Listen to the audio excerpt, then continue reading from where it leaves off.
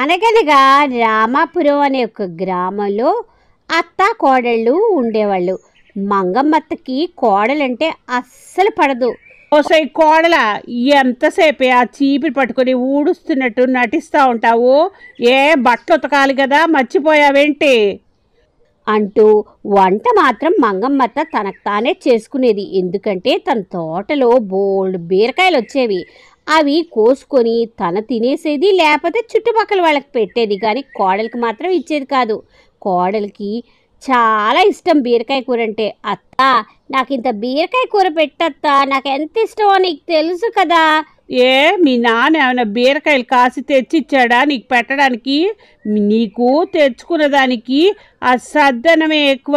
ఏళ్ళేళ్ళు ఇంకోసారి బీరకాయ వైపు చూసావో కాలు ఇరక్కొడతాను. సరే అత్త తన తమ్ముడు కొడుక్కి 4 రోజులు ఊరెళ్ళింది. కోడలు బీరకాయలన్నీ కోసేసి శుభ్రంగా కూర వండేసుకొని తినేసి బీరకాయ పాదు లాగేసి దెబ్బలో విసిరేసింది. ఊరి నుంచి వచ్చిన అత్తకి చూసేసరికి ఇది కోడలి పనే అని అర్థమైంది.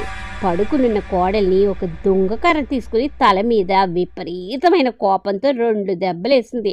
అంతే, కోడలు గిలగిలా కొట్టుకుంటూ పడిపోయింది. అప్పుడే ఇంటికి వచ్చాడు వెర్రిబాగుల సోము. ఒరే సోము, వచ్చావరా ఇంటికి? నీ పెళ్ళాంకి ఏం మాయరోగం వచ్చిందోరా, పడిపోయింది. ఒకసారి వచ్చి చూడు. అవునమ్మా, చచ్చిపోయినట్టుంది.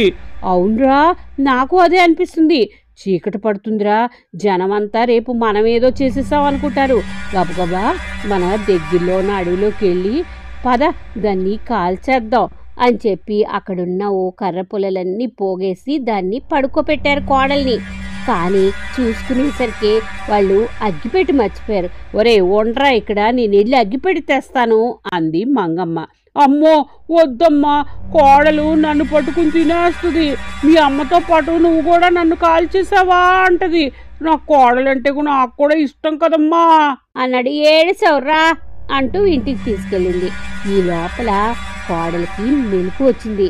తన పరిస్థితి తనకి అర్థమైంది. చుట్టూ చూసుకునేసరికి ఓహో, వీళ్ళిద్దరూ ఇంత పథకం రచించారా నన్ను కాల్చేయడానికి అని మెల్లగా పక్కనున్న దొంగను ఒకటి తీసుకొని ఆ కర్రల మీద పెట్టి తనను కప్పిన చీర దాని మీద కప్పి తన పక్కనే ఉన్న చింత చెట్టు ఎక్కి కూర్చునుంది. వెంటనే అత్త కొడుకు వచ్చారు. వచ్చి మెల్లగా నిప్పంటిచ్చారు. బాగా కాలిపోయేసరికి దొంగ కూడా కాలిపోయేసరికి కోడలు కూడా కాలిపోయిందనుకొని ఇద్దరు మనశ్శాంతిగా ఇంటికి వెళ్ళిపోయారు.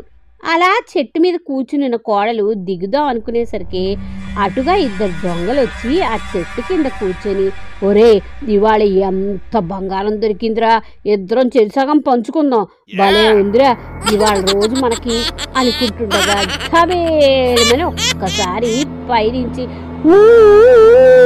అంటూ దెయ్యంలా వేషం వేస్తూ కిందకి దూకింది.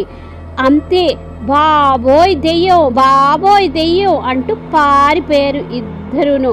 వెంటనే ఆ బంగారం అంతా చూసుకొని ఇవాళ రోజు చాలా బాగుంది, మంగమ్మ మంగమ్మ వస్తున్నానమ్మా, నీ పని పడతాను చూడవమ్మా అనుకుంటూ డాన్సులు చేసుకొని మెల్లగా బంగారం తీసుకుని ఇంటికెళ్ళింది.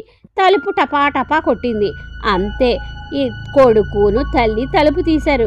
ఎదురుగుండా ఒక్కసారిగా కోడల్ని చూసేసరికి అత్త గుండాగి అక్కడి నుంచి అక్కడే పడిపోయింది. పాపం మొగుడు మాత్రం, ఏమిటే నువ్వు బ్రతికే ఉన్నావా, చచ్చిపోయావని దిగులు పెట్టుకున్నాను.